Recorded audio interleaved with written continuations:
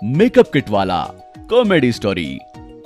एक गांव में रमेश नाम का आदमी रहता था जो लेडीज के मेकअप की चीजें जाकर बेचा करता था, जैसे बिंदी, लिपस्टिक, हेयर ड्रायर वगैरह वगैरह। आओ बहनों आओ, ladies makeup kits, hair dryer जो चाहिए वो आपके घर पे आकर मिलेगा। अब आप अपनी सुंदरता को बढ़ाइए। आज से आपको ब्यूटी पार्लर जाने की जरूरत नहीं है। घर बैठे ही अपनी सुंदरता को बढ़ाइए। पैसों की बचत कीजिए, ये मौका बार बार नहीं आएगा। एक मेकअप किट खरीदने पर एक हेयर ड्रायर बिल्कुल फ्री। ये मौका हाथ से मत जाने दीजिए। आइए आइए, डायरेक्ट कंपनी की सेल है, जल्दी आइए और ले जाइए। इतने में लक्ष्मी नाम की एक औरत घर से बाहर आती है और कहती है, क्यों भाई, क्या है वो? मेकअप किट है बहन जी, और ये हेयर ड्रायर भी है। क्या आप ब्यूटी पार्लर जाती हैं?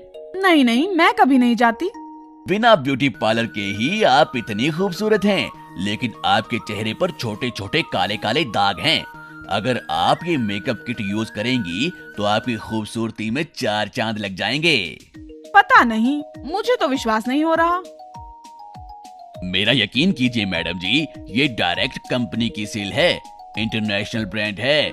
कंपनी वाले आपको ऑफर दे रहे हैं। एक मेकअप किट खरीदेंगी तो ये देखो, यहाँ हेयर ड्रायर मुफ्त में दिया जा रहा है। इसे आप बैटरी की मदद से चला सकती हैं। ये बहुत अच्छा मौका है। आपकी खूबसूरती को बढ़ाने का ऐसा मौका बार बार नहीं आएगा। उन्हें निकालो, फिर देखते हैं। जी जरूर।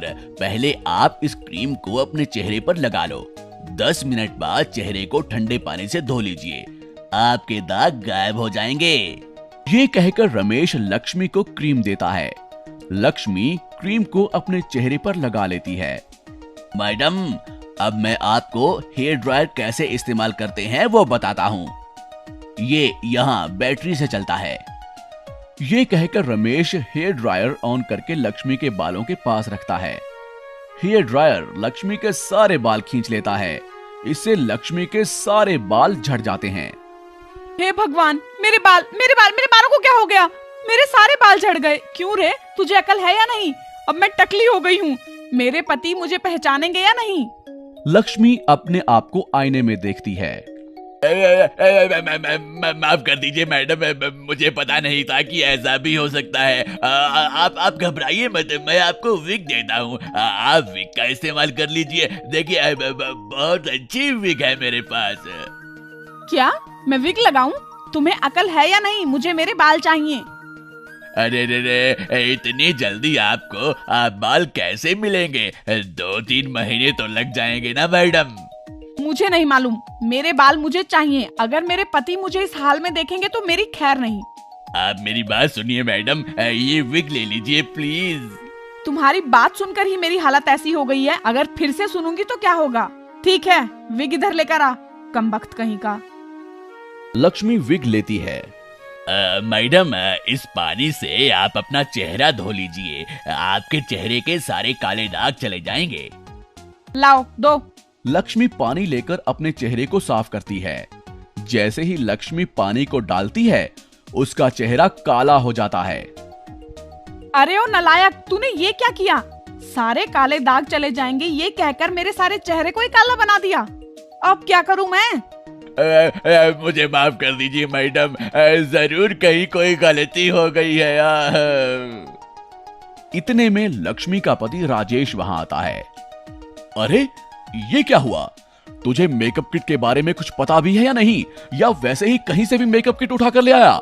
नहीं सर, ये नया ब्रांड है, अच्छा काम करेगा कहकर मुझे ट्रेनिंग दी गई थी, इसलिए इन्हें बेचने में मैं यहाँ आया। ऐसा कुछ हो जाएगा मैंने सोचा भी नहीं था सर, मुझे माफ कर दीजिए सर।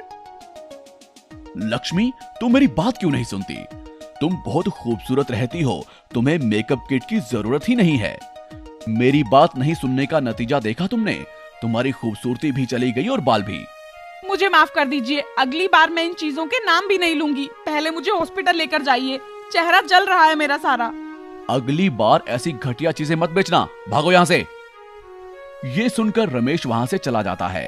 यदि आप ऐसी ही और भी कहानियां सुनना चाहते हैं तो हमारे चैनल को सब्सक्राइब जरूर करें। शुक्रिया। मैं कौन हूं? एक गांव में सोमेश नाम का एक आदमी रहता था। वो बहुत ही डरपोक और शांत स्वभाव का था। बचपन में ही उसके माता पिता का देहांत हो गया था। वो अपने दादाजी के पास पला बढ़ा। उसके दादाजी खेत में तरह तरह की सब्जियां उगाते थे और सोमेश उन्हें पास के शहर में ले जाकर बेचता था। इस तरह दिन गुजर रहे थे। फिर सोमेश की शादी हो गई और शादी के ठीक 1 साल बाद दादाजी का निधन हो गया। सोमेश की पत्नी चंपा बहुत ही निडर और होशियार थी। एक दिन चंपा अपने पति से कहती है, ए जी, कब तक हम इस गांव में ऐसे जिंदगी गुजारते रहेंगे? हम शहर जाकर कुछ ना कुछ करते हैं जिससे हमारे बच्चों का आने वाला भविष्य अच्छा रहे। तुम्हारी बात तो ठीक है, लेकिन हमारे पास इतने पैसे कहाँ हैं कि हम शहर जा सके, और शहर में घर का किराया और भी ज्यादा होता है। मेरे पास मैंने कुछ पैसे छुपाए हैं। आप सब्जी बेचने शहर जाते हो ना? सब्जी बेचते आते वक्त सस्ते में किराए का मकान देख लीजिएगा। अगले दिन सोमेश सब्जी बेचकर मकान ढूंढने निकलता है। बहुत ढूंढने के बाद उसे एक पुराना मकान दिखाई देता है। सोमेश वहां जाकर दरवाजा खटखटाता है। एक बूढ़ी औरत दरवाजा खोलती है और सोमेश से पूछती है, कौन हो तुम? क्या चाहिए? सोमेश कहता है, मैं घर की तलाश में निकला हूं। आपके घर में कोई हिस्सा किराए पर है क्या? वो बूढ़ी औरत सोमेश को देखते हुए कहती है, मैं मकान किराए पे नहीं देना चाहती, बल्कि मैं बेचना चाहती हूँ। मेरा बेटा दूसरे गांव में है। मैं अपना मकान बेचकर अपने बेटे के पास जाना चाहती हूँ। मुझे बस तुम 50,000 रुपए दे दो, मैं मकान तुम्हें बेच दूंगी। सोमेश कहता है, मेरे पास इतने पैसे नहीं हैं कि मैं मकान खरीद सकूं। क्या मैं मकान देख सकता हूं? हाँ, आओ अंदर आओ बेटा। मकान बहुत बड़ा था। सोमेश को बहुत पसंद आया। वो बूढ़ी औरत से कहता है, कल मैं अपनी पत्नी को लेकर आता हूं और उसे ये मकान दिखाता हूं। अगर उसको पसंद आ गया तो मैं इसको खरीद लूंगा। सोमेश घर जाकर बीवी को सारी बात बताता है और उसे उस मकान में लेकर आता है। चंपा और सोमेश दोनों को मकान बहुत पसंद आता है और वो अपने खेत बेचकर उस मकान को खरीद लेता है। चंपा कहती है, उस बूढ़ी औरत ने मकान हमें इतने सस्ते में कैसे दे दिया? सोमेश बोला, मुझे क्या मालूम, भगवान की कृपा से हमें अपना घर मिल गया, बस ये काफी है। चंपा और सोमेश घर को सजाते सजाते थक जाते हैं और जल्दी सो जाते हैं। आधी रात को एक भयानक आवाज सुनाई देती है। चंपा और सोमेश हड़बड़ाकर उठते हैं। चंपा और सोमेश को भयानक आवाजें सुनाई देती हैं और वो डर जाते हैं। फिर तभी उन दोनों को एक सवाल सुनाई देता है, मैं कौन हूं? दोनों डर के मारे थर थर कांपने लगते हैं। उनके मुंह से एक भी शब्द नहीं निकला और फिर एक बार जोर से आवाज आई, मैं कौन हूं? चंपा कांपते हुए बोलती है, हम नहीं जानते। तभी अचानक एक हवा में लाठी आती है और चंपा और सोमेश को जोर जोर से पीटने लगती है। चंपा और सोमेश रोने लगते हैं और चिल्लाने लगते हैं, बचाओ बचाओ, बचाओ। मैं कल फिर आऊंगा, तुम सोच के रखना मैं कौन हूं। दोनों पति पत्नी पूरी रात सो नहीं पाते। वो दोनों समझ गए कि उस बूढ़ी औरत ने इतने कम दाम में इस घर को क्यों बेचा। उन्हें पता चल गया कि इस घर में भूत है। और दूसरी रात फिर से वही सब होता है। फिर वही सवाल पूछा जाता है, मैं कौन हूं? चंपा कहती है, हमें छोड़ दो, हम नहीं जानते तुम कौन हो। फिर से जादुई लाठी ने पति पत्नी को पीटना शुरू किया। तभी सोमेश ने कहा, आप हमारे लिए भगवान हो। चंपा अपने भाई को बोलती है, अगर रात को यहाँ रहोगे तो भूत से बच नहीं पाओगे। वीरू कहता है, भूत? चंपा सारी बात वीरू को बताती है।